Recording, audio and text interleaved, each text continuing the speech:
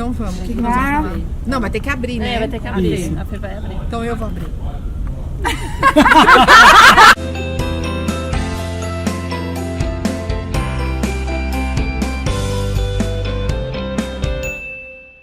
Nós voltamos. Oi! Bombou de pergunta, tudo bem? Ai, que bom, E nós curioso. temos essa maravilhosa que já nos fez chorar, Já nos fez nos emocionou. encontrar. Vocês precisam ver os bastidores aqui no intervalo. Está nos renovando aqui, está nos ensinando. Verdade. Vamos começar com as nossas perguntinhas. O Luiz está ali porque tem lista, Marcela já está preparada. Olha, tem uma pergunta, eu soltei no meu Insta, né, uma pergunta, e uma amiga minha pediu pra perguntar, né? Namorei por 3 anos, faz 1 ano e meio que estamos separados e ainda nos vemos toda semana. Tem semana que nos vemos todos os dias. Enfim, eu gosto muito dele e quero voltar, mas cada vez que falo nesse assunto, ele justifica não querer voltar com um motivo diferente. Eu já não aguento mais essa situação, mas não consigo me afastar. Não procuro, não ligo, mas sei que em algum momento ele vai me chamar e quando chama, eu vou. Na verdade, a gente fica esperando e querendo reviver ainda tudo que se passou nos últimos 3 anos e meio, né, Luiz? Que 3 ficou. anos. Então, ela tá buscando ainda viver aquele relacionamento de 3 anos e meio. Ele já foi claro, ele falou que ele não quer.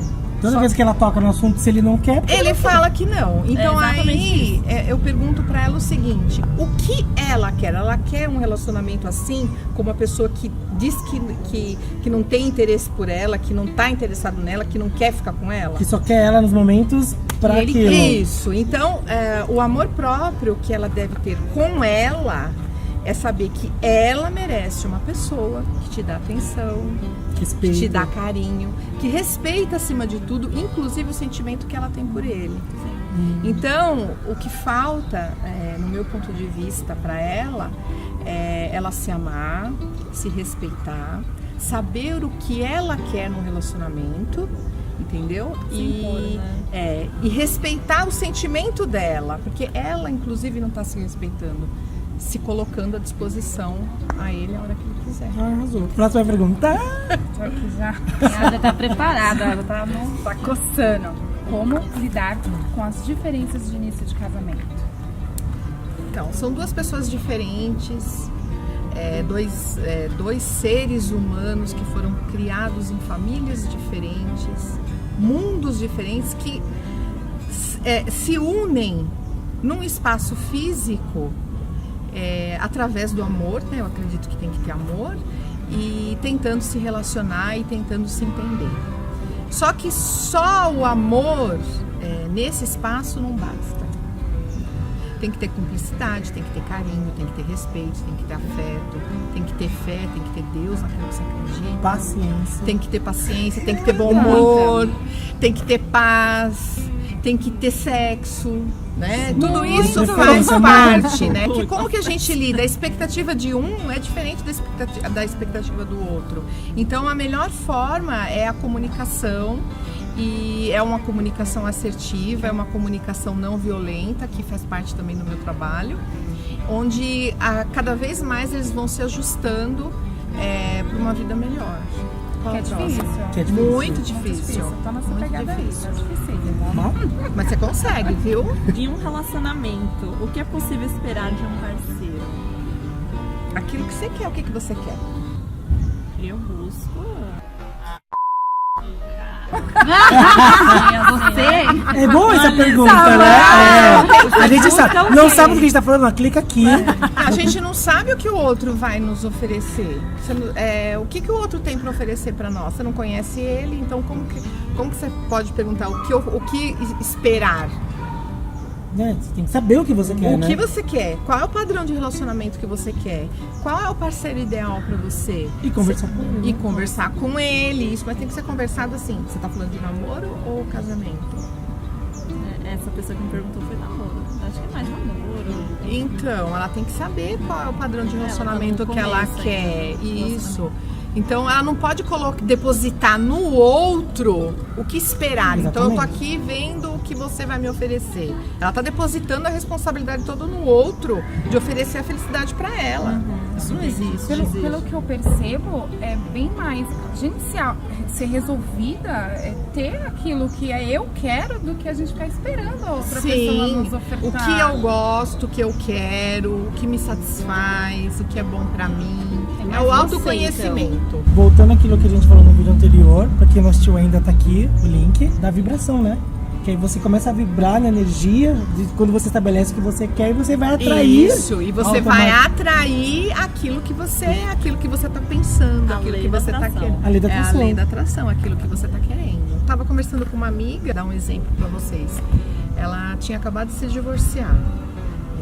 2 ou 3 semanas. Ela falou, mas eu não vou na balada e agora eu não vou conseguir encontrar ninguém, eu não vou conseguir conhecer ninguém porque eu não gosto de ir na balada.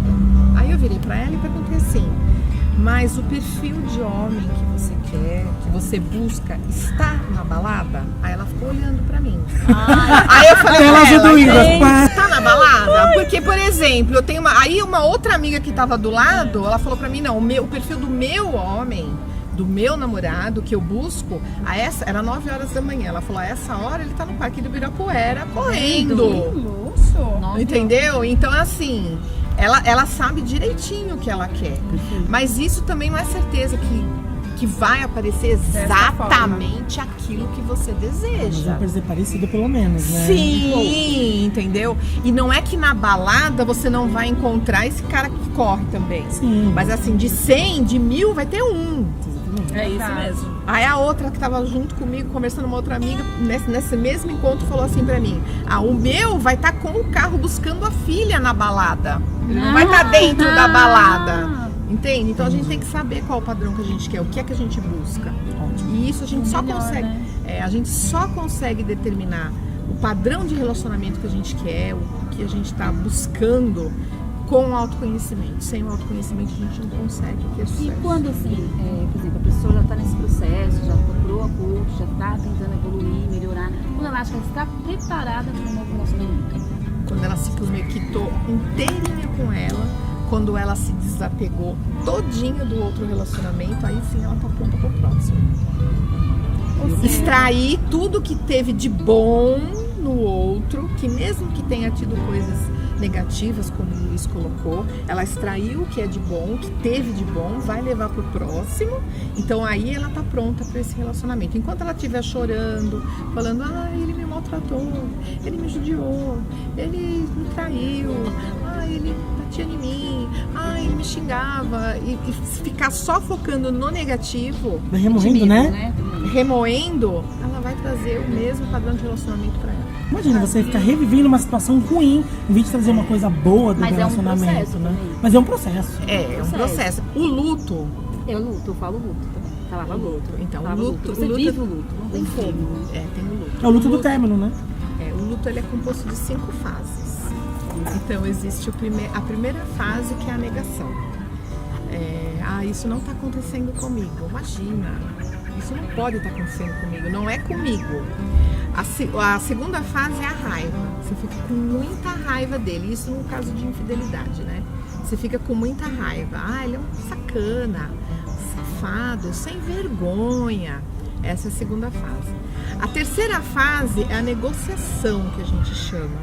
Você vai querer tentar voltar com ele. Você não vai aceitar, você vai querer seduzir.